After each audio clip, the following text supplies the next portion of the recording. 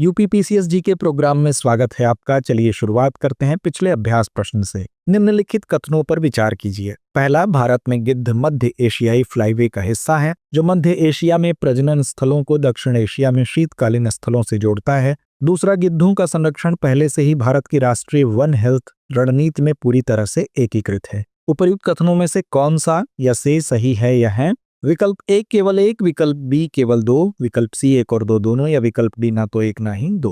तो इसका सही जवाब है विकल्प ए केवल एक। भारत की गिद्ध आबादी मध्य एशियाई फ्लाईवे के किनारे स्थित है जो मध्य एशिया से दक्षिण एशिया तक 30 से अधिक देशों में फैला एक प्रवासी गलियारा है, अतः कथन एक सही है। वर्तमान में गिद्ध संरक्षण प्रयास अपर्याप्त रूप से वित्त पोषित हैं। साथ ही ये भारत की राष्ट्रीय वन हेल्थ रणनीतियों में अभी तक पूर्ण रूप से एकीकृत नहीं है, अतः कथन दो सही नहीं है। तो चलिए शुरुआत करते हैं पहले प्रश्न के साथ। सर एम विश्वेश्वरैया किस ऐतिहासिक इंजीनियरिंग परियोजना के लिए सर्वाधिक प्रसिद्ध हैं? विकल्प ए भाखड़ा नंगल बांध, विकल्प बी कृष्णराज सागर बांध, विकल्प सी हीराकुंड बांध, या विकल्प डी नागार्जुन सागर बांध। तो इसका सही जवाब है विकल्प बी कृष्णराज सागर बांध। सर एम विश्वेश्वरैया मैसूर में कृष्णराज सागर बांध के अपने डिजाइन के लिए सबसे ज्यादा जाने जाते हैं, जिसने जल भंडारण और सिंचाई में क्रांति ला दी, अतः विकल्प बी सही है। लखनऊ स्थित राष्ट्रीय वनस्पति अनुसंधान संस्थान में स्वास्तिक कमल उद्यान का उद्घाटन किसने किया? विकल्प ए डॉक्टर जितेंद्र सिंह, विकल्प बी नितिन गडकरी, विकल्प सी योगी आदित्यनाथ, या विकल्प डी राजनाथ सिंह। तो इसका सही जवाब है विकल्प ए डॉक्टर जितेंद्र सिंह। विज्ञान और प्रौद्योगिकी राज्य मंत्री डॉक्टर जितेंद्र सिंह ने स्वास्तिक कमल उद्यान का उद्घाटन किया, तो विकल्प ए सही है।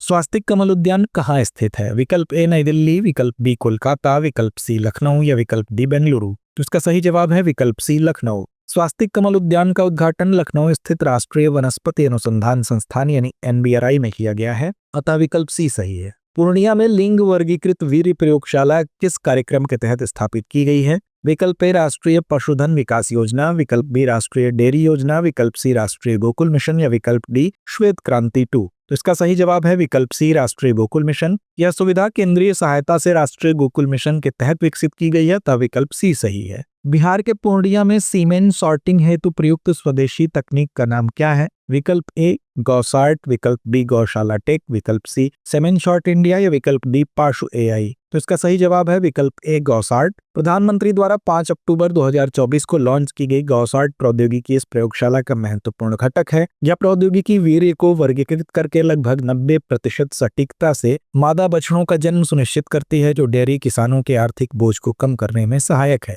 अतः विकल्प ए सही है। निम्नलिखित में से कौन सा राष्ट्रीय गोकुल मिशन का मुख्य उद्देश्य है? विकल्प ए मुर्गी पालन को बढ़ावा देना, विकल्प बी देशी गोवंशीय नस्लों का संरक्षण और विकास करना, विकल्प सी विदेशी गोवंशीय नस्लों का आयात करना, या विकल्प डी मांस प्रसंस्करण संयंत्र स्थापित करना। तो इसका सही जवाब है विकल्प बी देशी गोवंशीय नस्लों का संरक्षण और विकास करना। राष्ट्रीय गोकुल मिशन का उद्देश्य गिर, साहिवाल और पंगनूर जैसी देशी गोवंशीय नस्लों का विकास और संरक्षण करना है, अतः विकल्प बी सही है।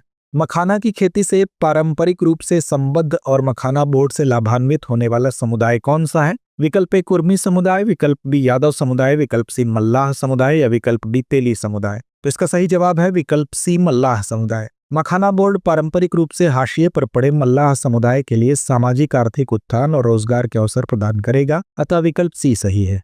मखाना फॉक्सनट किस पौधे से प्राप्त होता है? विकल्प ए नेलुम्बो न्यूसिफेरा, विकल्प बी निम्फिया नॉचली, विकल्प सी ट्रैपा नटन्स, विकल्प डी यूरियल फेरोक्स। इसका सही जवाब है विकल्प डी यूरियल फेरोक्स। मखाना जलीय पौधे यूरियल फेरोक्स से प्राप्त होता है, तब विकल्प डी सही है। तो आइए अंत में नोट करते हैं आज का अभ्यास प्रश्न।